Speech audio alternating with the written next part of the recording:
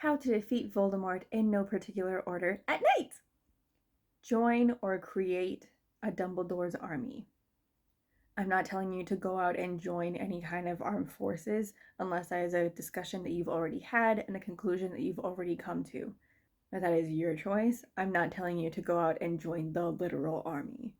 When Umbridge took over the school and said, I'm not going to teach you even though my title is professor, teacher, the students had to take it into their own hands. Thus, they built Dumbledore's army.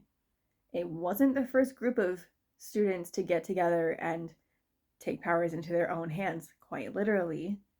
And it probably wouldn't be the last either. It would just be called something else.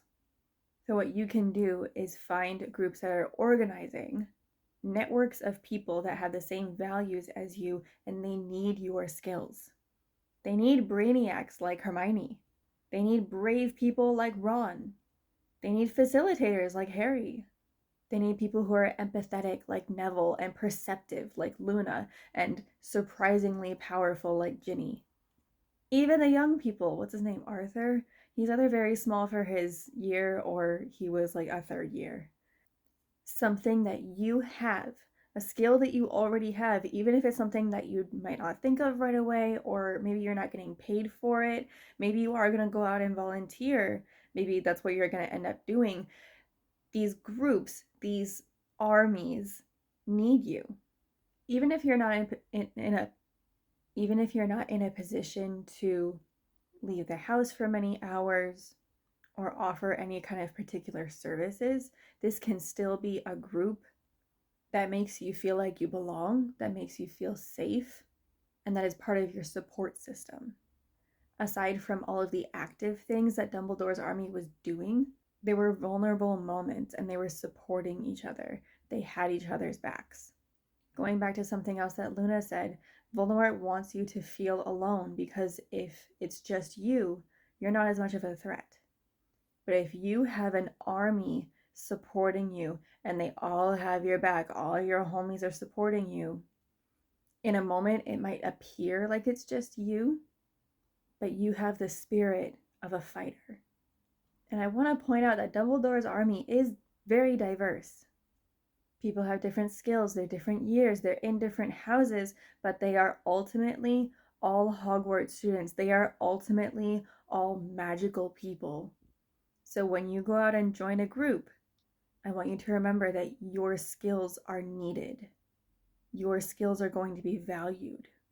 Who and what you are all unique. And Dumbledore's army is going to benefit from you being there.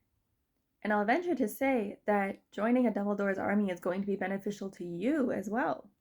Not only for the factor that you'll feel less alone in the fight against Voldemort, but that you'll hear different ideas. You'll get different perspectives. You can meet new people and even make friends.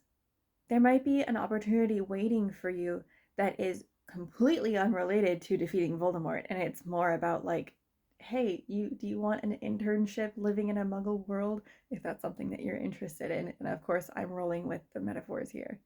One more thing, I want you to block out any kind of haters that come up and say, joining Dumbledore's army isn't going to do anything. Umbridge is still the headmaster. The room of requirement doesn't exist. Just block them out. You're having fun. You're joining a group of people who want to practice magic and use all of your skills together.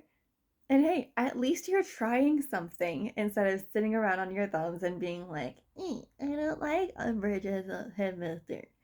If you go to one meeting for a group and then decide this is not for you, just tell them and then go find another group. There's probably 20 more in your city. That's basically it. Just join Dumbledore's army, whatever that looks like for you in your area. It could be in person, it can be online. I want you to use all your discretion and think about what skills you can offer for them. If you have anything to add about Dumbledore's army, who you would want to be there, or what you would be able to offer in Dumbledore's army, please let me know. And if you have other ideas about how to defeat Voldemort, you feel free to comment. I have no idea how many parts there are in this series. I'm just going to keep going until I run out of ideas. Thank you for watching. Like and subscribe for more.